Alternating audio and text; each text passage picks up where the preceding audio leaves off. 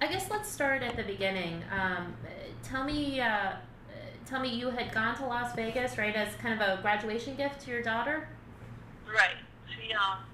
We all, the family, the three of us, really enjoy country music and typically get season tickets to either Walnut Creek or, wherever we're at and enjoy music. And one of our favorites is Eric Church, but for any venue, he wasn't on tour for the mega ticket in Raleigh, so we didn't get to see him there. And the other venues where I tried to get tickets, or she tried, they were either sold out or the dates didn't work. So looking to give her a graduation gift, we sort of looked ahead and said, oh, he's going to be in Vegas, and my husband and I love to come to Vegas, and Jenna's been to Vegas, she likes it, and I said, oh, that would be great. So we'd not only get a country concert in Vegas, but we'd also get Eric Church, so it was like the trifecta. So that was part of her graduation gift when she graduated in May, was to come out now and enjoy the concert. And if you can kind of take us through what happened that night. That night started out like the other couple of nights. We got there and we were enjoying the music. Jenna was flying out early the next morning. She was going to fly back to New Jersey. She lives in New Jersey now for her work. So she had a different flight than my husband and I. And we were talking, sort of saying, what do you want to do after the concert? Are you going to try to stay up? Do you need to still pack? What's going to happen? Just kind of making conversation, enjoying the music. Jenna had injured her foot prior to coming to Las Vegas, so she was in a walking boot for a broken foot. So we were actually, for the concert, had given passes or wristbands, whatever, to sit in the handicap seating, which is actually to the side of the stage. So we weren't in the main crux of, in front of the stage. It was sort of off to the side. With that said, looking back at it now, all around us are people who are handicapped, who cannot walk or, have some kind of impairment, either a limb or, something that prevents them from mobility. So we were sitting there because of her current condition with her foot.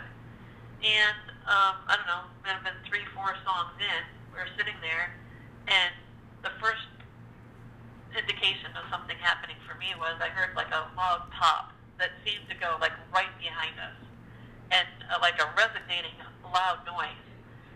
So much that like I looked at my husband and daughter like with a puzzled face, and they did the same thing. Like I turned their way, they looked at my way like, what was that?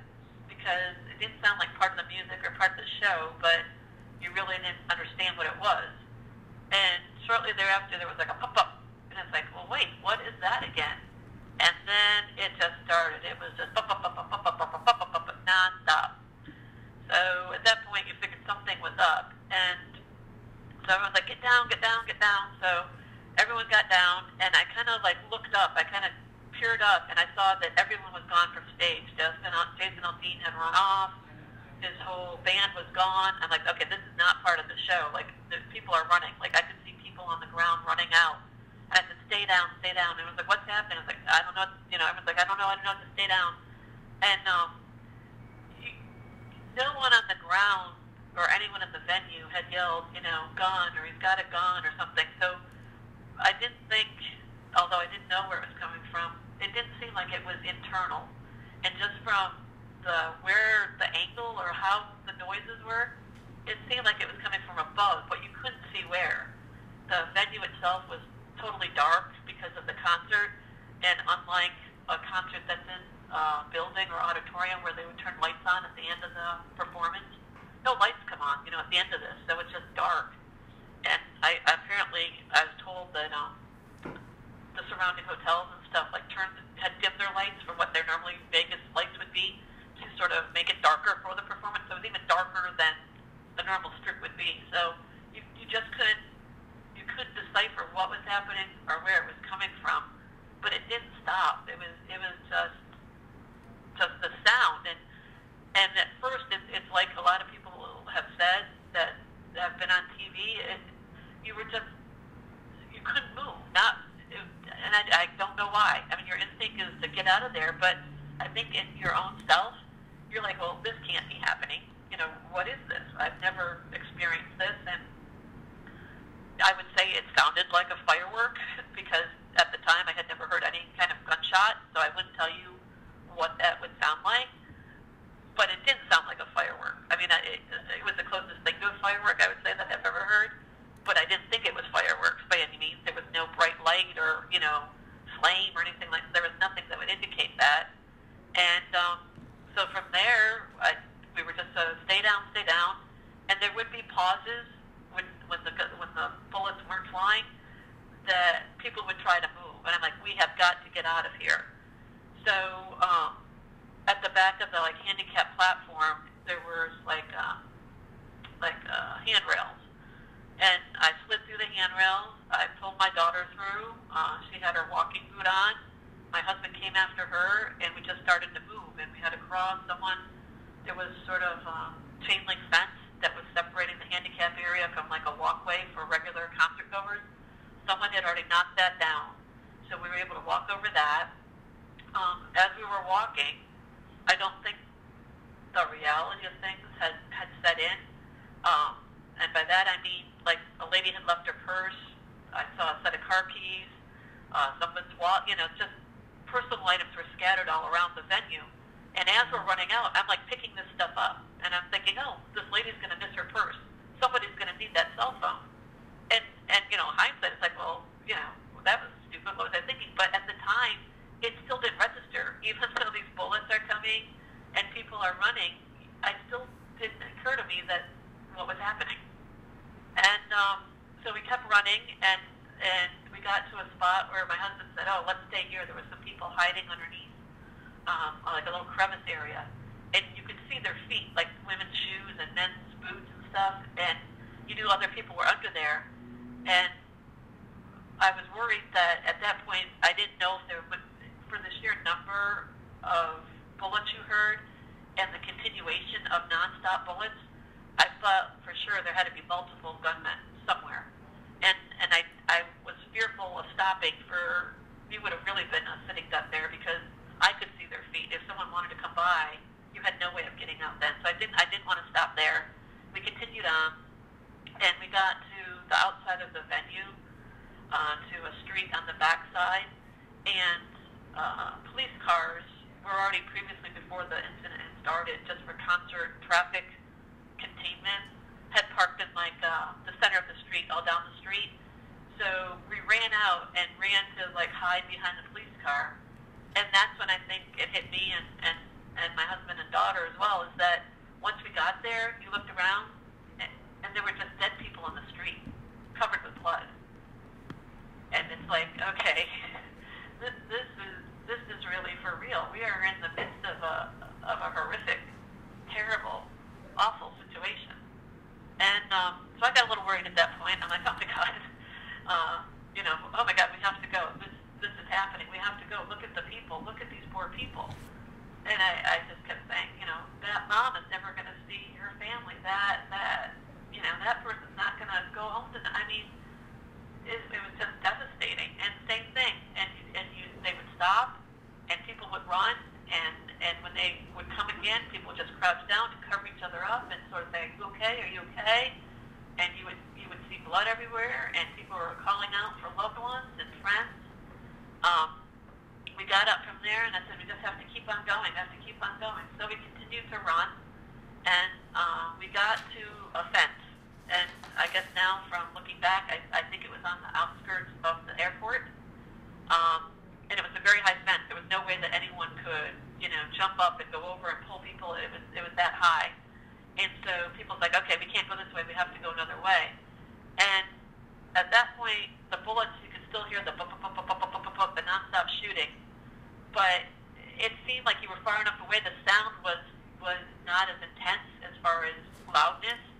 So you could tell that we were a distance away. Not that we felt safe, but safer. And so anyway, people started then going to try to, the men had pulled the fence down where it abutted another fence of some kind and made a small opening that maybe one or two people could fit through at a time. And because of, again, just people wanting to get out, people were falling down and people were going over other people. And at some point, I got knocked down myself. I was there, but still trying to hold on to my daughter's hand. And people were going on top of me, and I couldn't get up. I couldn't push myself. I didn't want to let go of her. I couldn't push myself up. So a man that had already been on the other side said, "Come on, lady, come on. Come on, I've got you." And I said, "Oh, no." He's like, "No, you have to come on." So he pulled me, thank goodness.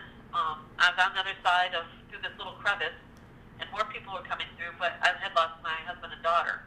So I was standing there and waiting for them to come through, and finally my husband came with my daughter, and I said, "Come on, you guys, we have to go, we have to go." My husband's like, "No, come back, she can't walk." And I'm like, "Well, I know it's tiring, Jenna, I know it's hard with your foot, we have to go." And he's like, "She's been shot." And I said, "What?" She's like, "She's been shot."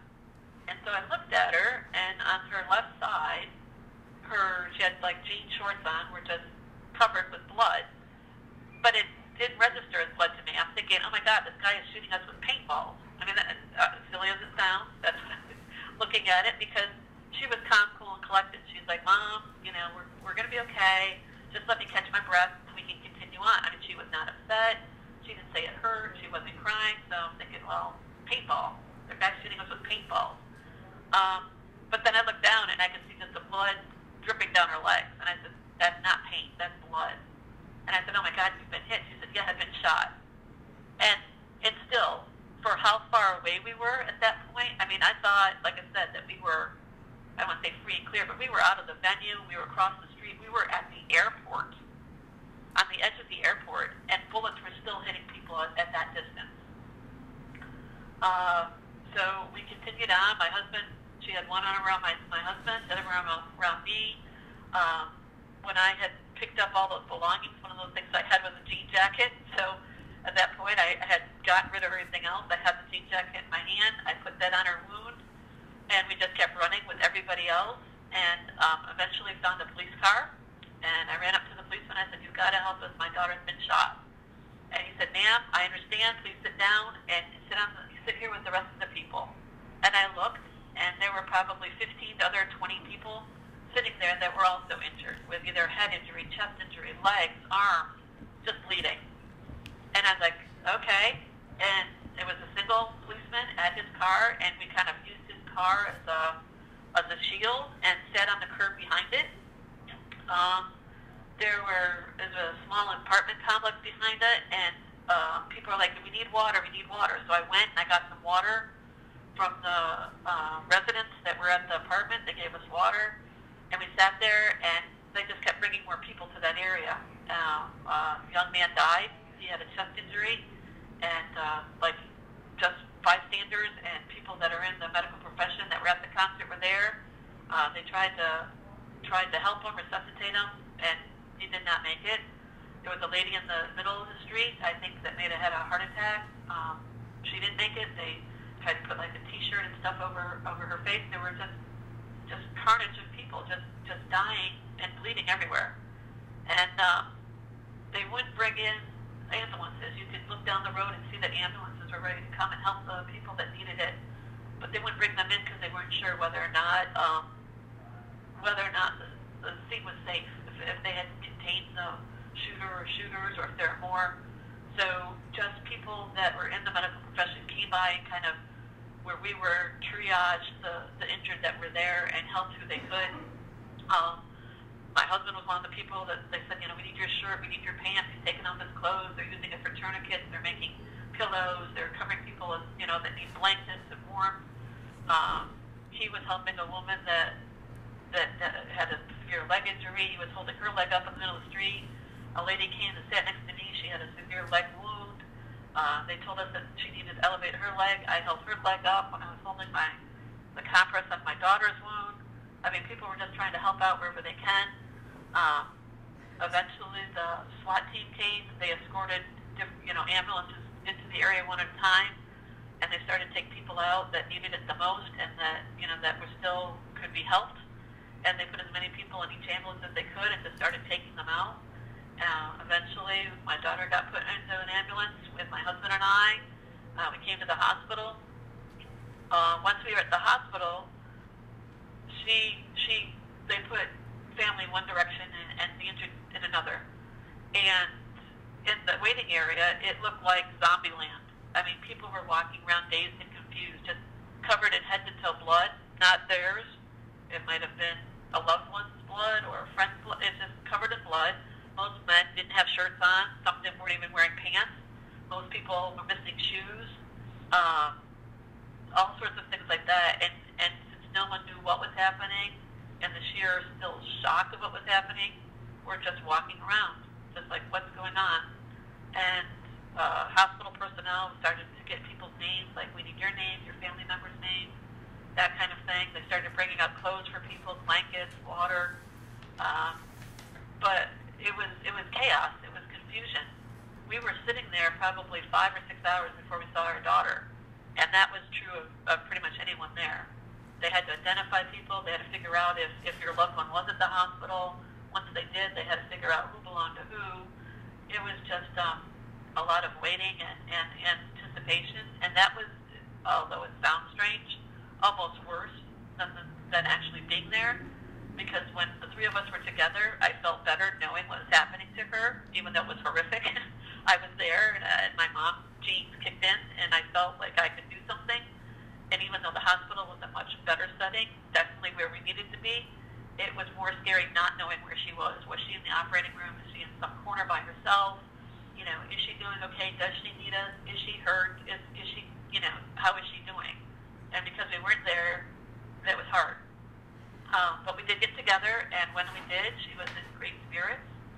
She said to me, Mom, we've made it. We're going to get through this. I'm doing fine. You know, we started talking and joking, even though that sounds strange. She was going through, she actually gave me her laundry list of what she wanted me to do. You need to call this person. We need to cancel that. My flight out in the morning, we've got to make sure. I mean, she was very level-headed, and I was just shaking my head. She's like, well, Mom, write this down. I'm like, okay, let me get my... Yeah, I said, okay, what else? What exactly? I mean, because, you know, she was serious. She's like, Mom, take this down. So, you know, she's got her dog, and she's like, we've got to tell the dog people, let them know I'm not coming, got to cancel my flight, let people at work know. I mean, very level-headed.